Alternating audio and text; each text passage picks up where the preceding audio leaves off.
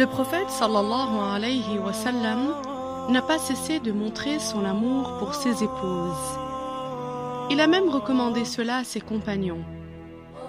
Il est parvenu dans le hadith que le messager sallallahu alayhi wa sallam a dit « Iza ahabba ahadukum akhah falyu'limh » rapporté par Abu Daoud.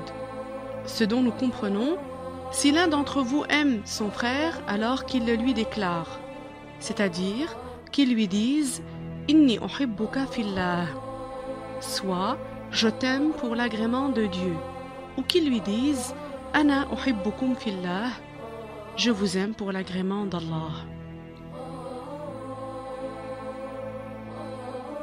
Que dire alors pour l'épouse qui est l'associée de son mari dans ses joies et ses chagrins, celle qui est son partenaire au foyer? Il a même été rapporté de Aïcha, que Allah l'agrée, qu'elle a dit « J'ai demandé au prophète sallallahu alayhi wa sallam lesquelles parmi ses épouses seront au paradis. Il a répondu « Anti minhun » ce dont nous comprenons « Tu en fais partie », tout comme l'a rapporté Al-Bukhari dans son Sahih. Il a été authentifié d'après Ammar ibn Yasir qu'il a dit « Innaha zawjatuh fi dunya wal akhirah » ce dont nous comprenons « Elle est son épouse dans le bas monde et dans l'au-delà ».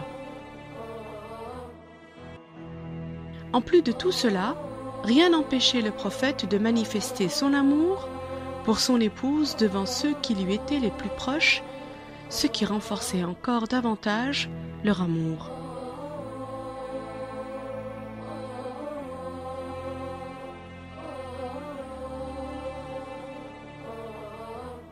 Il a été rapporté de Aïcha qu'elle a dit « Les épouses du prophète sallallahu alayhi wa sallam ont envoyé Fatima, la fille du messager de Allah sallallahu alayhi wa sallam, pour parler à son père. Elle demanda l'autorisation d'entrer pour voir le messager de Allah sallallahu alayhi wa sallam lorsqu'il était en compagnie de Aïcha et que cette dernière était malade. Il autorisa sa fille à entrer. Sitôt dans la pièce, elle dit « Ô messager de Allah, tes autres épouses m'ont envoyé te demander la même part que la fille de Abu Quhafa. » Le messager de Allah sallallahu alayhi wa sallam lui dit alors « Ay bunayya, alaysa tuhibbina ma uhib » ce dont nous comprenons « Ô ma fille, n'est-ce pas que tu aimes ce que j'aime » Elle répondit « Bien sûr que oui, ô messager de Allah. » Il lui répondit « Fa'ahabbi hadhihi li Aïcha » ce dont nous comprenons « Alors aime cela pour Aïcha » Dans le Sahih de Al-Bukhari, le messager de Allah sallallahu alayhi wa sallam envoya Amr ibn al-As à la tête d'une armée lors d'une bataille qui s'appelait Zatus Salasil. Amr dit « Je suis parti voir le prophète et je lui dis « Quelle personne aimes-tu le plus ?» Il répondit « Aïcha ». Je lui dis « Et parmi les hommes ?» Il répondit « Abouha », ce qui signifie « son père », c'est-à-dire Abu Bakr. Je lui dis « Ensuite qui donc ?» Il répondit « Omar ».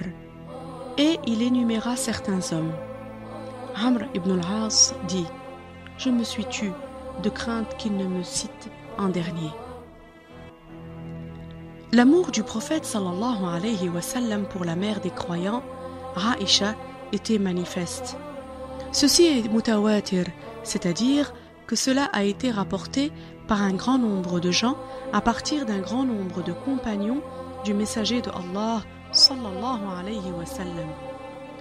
Il arrivait que lorsque l'un d'entre eux voulait offrir un cadeau au messager de Allah sallallahu alayhi wa sallam, il faisait en sorte que cela coïncide avec le jour où le messager était chez Aïcha. Comment n'en serait-il pas ainsi alors que les compagnons surnommaient Aïcha Habibatu Rasulillah, c'est-à-dire la bien-aimée du messager de Allah sallallahu alayhi wa sallam. Elle est la bien-aimée, celle qui est chère au cœur du messager de Allah sallallahu alayhi wa sallam. Elle est celle qui eut de nombreux mérites en comparaison aux autres épouses du prophète sallallahu alayhi wa sallam, parmi lesquelles le fait que le messager de Allah sallallahu alayhi wa sallam passait les derniers jours qui ont précédé sa mort chez elle. Quand il mourut, il avait sa tête entre la poitrine et le cou de Aïcha et il a été enterré dans la pièce de cette dernière. Regardez ce grand mérite, cette grande faveur qui a été accordée à notre dame Aïcha, que Allah l'agrée et lui donne satisfaction.